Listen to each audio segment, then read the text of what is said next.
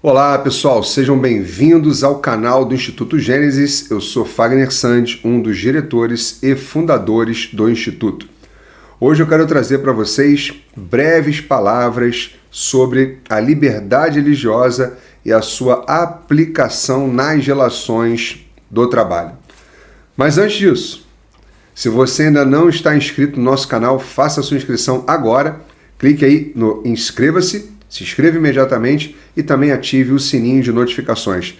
E se você, ao final, gostar do conteúdo, deixe o seu like e compartilhe com os seus amigos, tá bem? Então vamos lá, vamos falar um pouquinho então sobre a liberdade religiosa nas relações de trabalho. Eu não vou entrar aqui em normas especificamente, porque nós podemos falar da Declaração Universal dos Direitos do Homem, nós podemos falar da Constituição Brasileira de 1988, que tem vários dispositivos que deixam claro a questão da crença da liberdade religiosa e tudo mais, que é atrelada à dignidade da pessoa humana. Mas eu quero ser um pouco mais preciso na minha fala, para que você possa refletir depois nos seus estudos mais profundos sobre essa temática. É indiscutível, gente, que o ambiente de trabalho, como regra geral, seja ele qual for, ainda que, por exemplo, nós venhamos a falar de instituições de tendência, ainda que em menor proporção quanto às diferentes religiões, mas o ambiente de trabalho ele é plural, é fato.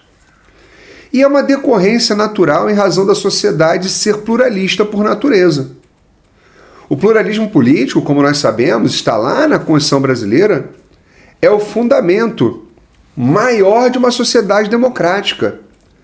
Não existe democracia sem pluralismo político.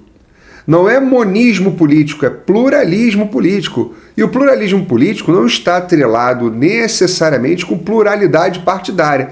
Tem nuance? Óbvio que sim. Não estou aqui a dispensar esta nuance. Não é isso. Mas eu não posso dizer que pluralismo político significa pluralidade partidária. Não é. Tanto é verdade que a Constituição ela traz o princípio do pluralismo partidário de forma clara, lá no artigo 15, ok? Artigo 14, 15, 16, nós vamos ter lá os direitos políticos, né, dentro da Carta Magna, ok? Mas agora, nós estamos aqui falando de liberdade religiosa num ambiente que é plural, um ambiente de trabalho.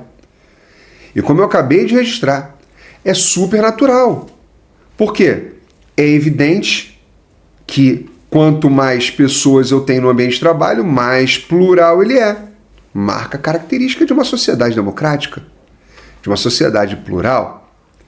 Então, meus caros, vale destacar que é a liberdade que gera o pluralismo, não é o contrário. Porque se eu tenho liberdade de manifestação, então aquele ambiente é plural. Se o ambiente não me liberta para eu expor, é óbvio, as minhas manifestações, sejam elas quais forem, claro, não vamos entrar aqui naquela situação extremamente complexa do discurso de ódio, não é o caso, embora a gente fale sobre isso também dentro do âmbito da liberdade religiosa, mas não é o caso agora. O que me importa destacar é que a liberdade gera esse ambiente pluralista. Então o pluralismo, ele tem uma gênese. Qual é a gênese? A liberdade. Esta fundamenta aquele. Percebem como isso é muito importante? Porque, meus amigos, onde não há liberdade, não há pluralismo. E o pluralismo, por outro lado, o que ele vai exigir? Tolerância. Então vejam, o que é a tolerância? Lá na Carta de Tolerância de John Locke. É simples. Eu posso até não concordar com a tua religião. Se você é umbandista, se você é cristão, se você é kardecista, se você é candomblessista, se você, né, é do Islã, não importa. Eu posso até não concordar, mas eu preciso respeitar. Isso é a tolerância. Não é, se eu tolero é porque eu concordo. Não, eu tolero porque eu estou no ambiente democrático. Eu preciso respeitar. Faz parte da essência da democracia. Então eu posso dizer, sem medo de errar, ok? É a nossa pesquisa, nosso mergulhar de pesquisa nos últimos anos tem sido sobre a liberdade religiosa nas relações de trabalho. E eu vou falar um pouco mais sobre isso no finalzinho, quando eu adentrar exatamente ali em alguns exemplos. Mas é evidente, meus amigos, que nós temos que perceber que eu tenho que aplicar a liberdade das relações de trabalho. A liberdade religiosa eu tenho que aplicar nas relações de trabalho. Então vejam, eu posso afirmar para você que o empregado ele pode exercer no seu ambiente de trabalho a liberdade religiosa. Porque a liberdade religiosa é um direito natural, humano e fundamental, porque está previsto na Constituição também. Brasileira, está claro lá. E então o empregado ele tem o direito de manifestar essas expressões de cunho religioso, como regra geral e presumidamente, tá bem? Regra geral e presumidamente ele tem. Ah, mas não tem limite? Tem, vamos falar sobre isso. Também não é nada assim absoluto. Porque as formas pelas quais o direito de crença ele é exercitado se dá através da liberdade religiosa e as expressões dela podem sofrer restrições, claro, desde que haja razoabilidade e plausibilidade na medida restritiva. Nós vamos entender um pouco mais à frente. Então, o empregado tem sim como direito natural, humano e fundamental expressar sua fé no ambiente de trabalho, ou ainda fora do ambiente de trabalho, mas atrelado àquele, ok? E venhamos e convenhamos, é indiscutível que o ambiente de trabalho, regra geral, seja ele qual for, ainda que, volto a dizer, né, seja nas instituições de tendência, admite diversas religiões. É, claro que sim. Afinal de contas, meus amigos, a gente tem que perceber isso de uma forma muito clara, muito cristalina mesmo, tá? Por quê? Está na Constituição. A liberdade, ela serve à dignidade. Então o que eu estou querendo dizer, sem liberdade eu não tenho dignidade. Olha que coisa incrível. O artigo 1º da Constituição vocês conhecem. O inciso 3º diz: a dignidade da pessoa humana é um dos fundamentos da República Federativa do Brasil. Não podemos, então, entender assim, como no popular se diz. Ah, o Estado é laico, isso é um mantra. Acabam tanto repetindo isso que acaba se tornando uma verdade. Mas o Estado laico não é um Estado laicista, nesse sentido de tornar verdade, né? O Estado laico não é um Estado indiferente às religiões. É um Estado que, por exemplo, colabora com a religião. O Brasil, por exemplo, o artigo 19 traz, né, o princípio da laicidade colaborativa. Veja que coisa interessante. Então, não é assim, o Estado laico, a religião está fora do Estado, eu não posso exercer meus nutrientes religiosos só no seio, né, de um ambiente privado. Não, nós estamos numa república e a república tem que respeitar, porque é um direito natural, humano e fundamental, a liberdade religiosa, a expressão da liberdade religiosa. Percebe? Então, assim, volto a dizer, eu estou trazendo considerações gerais. Se você tiver qualquer dúvida, quiser, né, aprofundar os seus estudos nisso, material, pode me chamar no Instagram, @fagner.sandes. Vai ser um prazer trocar informações com você sobre esse assunto que tem me atraído muito nos últimos anos. Eu tenho mergulhado profundamente em decisões, por exemplo, do Tribunal Judicial da União Europeia, da Suprema Corte Norte-Americana, dos tribunais domésticos da Europa, do Tribunal dos Direitos do Homem da Europa. Então, meus caros, tem muita coisa para a gente apreciar, muita coisa. Mas vejam, voltando aqui ao fio da meada. É um direito natural, humano e fundamental. Também está previsto na CLT? Olha, eu confesso para vocês, a CLT é um pouco, como é que eu vou dizer, tímida com relação a esse assunto. Ela poderia ter sido mais, digamos assim, expressa, sabe? Ter mais dispositivos falando. A reforma trabalhista mudou lá o artigo 4º, trouxe um dispositivo sobre comissão. Depois tivemos uma outra inserção na CLT de uma questão sobre vínculo empregatício. Eu vou falar sobre eles aqui. Mas a CLT é tímida. Ela trata do assunto, mas de uma forma tímida, tá? O artigo 4º, inciso 1º, que fala lá que se considera tempo de serviço, né, o período que o empregado esteja à disposição do empregador, aguardando ou recebendo ordens, salvo disposição expressamente contrária, e lá no parágrafo 2º vai dizer, olha, não se considera tempo à disposição do empregador quando o empregado está exercendo atividades particulares, entre outras. Lá no inciso 1º, práticas religiosas. Então, assim, bem a passant, né? Ela falou ali, bem a passant. Temos o artigo 510b, inciso 5, que trata da comissão, foi inserido também pela reforma trabalhista, a Lei 13.467 de 2017. Ela trata da comissão representativa dos empregados, na verdade, dos empregadores que devem buscar assegurar tratamento justo e imparcial, incluindo práticas que venham a impedir discriminação em razão da religião. Está lá no artigo 510b, inciso 5. Então veja, já tem uma previsão ali. Bacana. Clara, ostensiva. Não dá para dizer que a CLT não trata, né? Timidamente, mas trata. É curioso um dispositivo da CLT, que também foi inserido pela reforma trabalhista, o artigo 223C.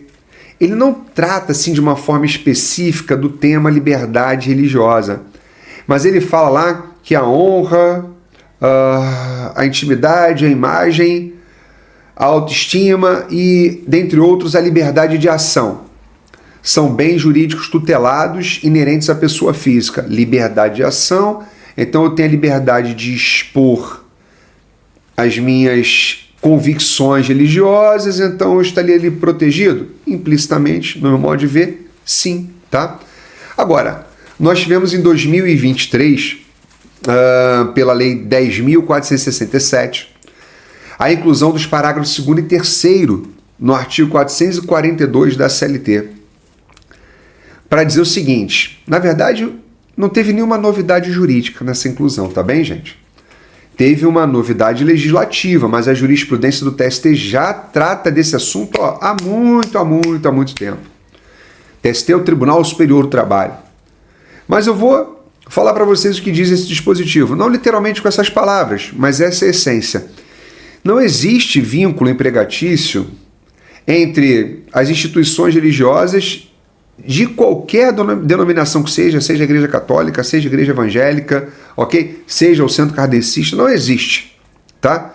Independentemente da denominação, independentemente da natureza da instituição, se ela é de ensino vocacional, não existe vínculo entre elas, seus ministros, membros de instituição consagrada, membros da congregação, de ordem religiosa, qualquer outro tipo de vínculo ali relacionado ao comportamento de fé a que venha se equiparar, ainda que se dedique imparcial ou integralmente à atividade ligada à administração da entidade ou à instituição a que estejam vinculados.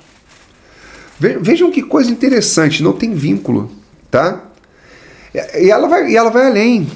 Ela disse, não me falha a memória lá no finalzinho, ou formação ou treinamento.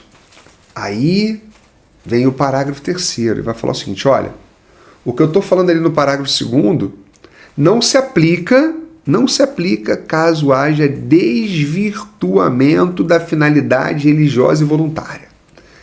Aí, meus amigos, é análise casuística, tá? Só em cada caso é que isso tem que ser analisado.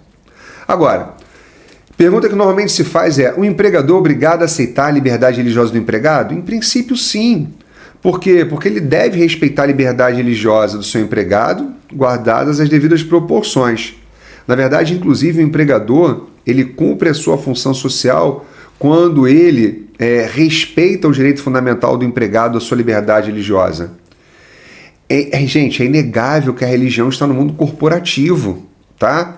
Como eu disse lá no início da minha fala, a sociedade é pluralista, então o ambiente de trabalho também vai ser plural, o meio ambiente de trabalho vai ser plural. O empregador ele deve, só para exemplificar, proceder com a denominada acomodação razoável, que em apertada síntese, isso surge lá nos Estados Unidos da América, a Suprema Corte norte-americana já se debruçou sobre essa questão várias vezes, o Tribunal Europeu de Direitos do Homem, ou Humanos também, várias vezes relacionada ao dever de acomodação razoável, por exemplo, de festividade religiosa, preparo de alimentação, ausência do empregado em razão de prática de festividade, como eu disse, o uso de símbolo religioso, não comparecer ao emprego quando tem que se recolher em razão das práticas religiosas. São vários os exemplos, casos emblemáticos envolvendo a liberdade religiosa dos muçulmanos, judeus, testemunha de Jeová, cristãos, vários de religiões de matriz afro, várias situações, pessoal, claras, ok? Que já foram decididas pelos tribunais mundo afora. Então é um campo muito vasto de pesquisa. Eu estou aqui exortando vocês, estimulando vocês, plantando uma semente para que vocês possam, talvez, quiçá, né, se interessar por essa temática. Precisamos de pesquisadores, pessoas que defendam a liberdade religiosa, mas que entendam primeiramente o que é essa liberdade religiosa na essência. Então, resumindo, o empregador deve sim proceder em regra geral com a acomodação razoável do empregado. O que é isso? Observar a acomodação razoável. É simples. É observar as crenças religiosas dos seus empregados e proceder aos ajustes das demandas dos empregados. Desde que isso. Duas situações para excepcionar a acomodação razoável. Não gera encargo excessivo para o empregado e prejuízo ao desenvolvimento da atividade empresarial. Como eu disse, essa questão é analisada caso a caso, tá? E eu quero só deixar registrado, pessoal, importante, esse dever, as primeiras notícias, na verdade, do dever de acomodação, eles nascem, as primeiras notícias nascem lá nos Estados Unidos da América. Porque após a promulgação, né, do Civil Rights Act em 1964, isso. Aí em 1972, o Congresso acresceu um dispositivo, ok, a este instrumento, expressamente prevendo o dever de acomodação. Então nasce lá. E foi espraiando mundo afora e hoje a gente aplica, né, em vários segmentos no âmbito aí das relações de trabalho. E eu vou terminando, meus caros, dizendo o seguinte: tem limite? Claro que tem limite. Por quê? Eu tenho que ter a harmonização dos interesses. Eu gosto muito de um exemplo que é o seguinte: imagina, eu sou cristão, sou contratado por uma rádio muçulmana, os objetos da empresa, né, estão relacionados lá à prática, né, do Islã. Então eu poderia falar sobre Jesus e a natureza divina dele? Não. E essa proibição contratual ela é legítima, é uma limitação ao exercício da minha liberdade religiosa, porque a instituição para a qual estou sendo contratado ela é de tendência e limita o exercício da minha liberdade religiosa, está dentro do poder diretivo legítimo do empregador. É só um exemplo. Se você quiser mais informações, pode me adicionar no Instagram. Vai ser um prazer imenso, volto a dizer, passar conteúdo para você e conversar com você sobre esse tema. Tá bem? Foi bom estar aqui com você. Um grande abraço e até a próxima.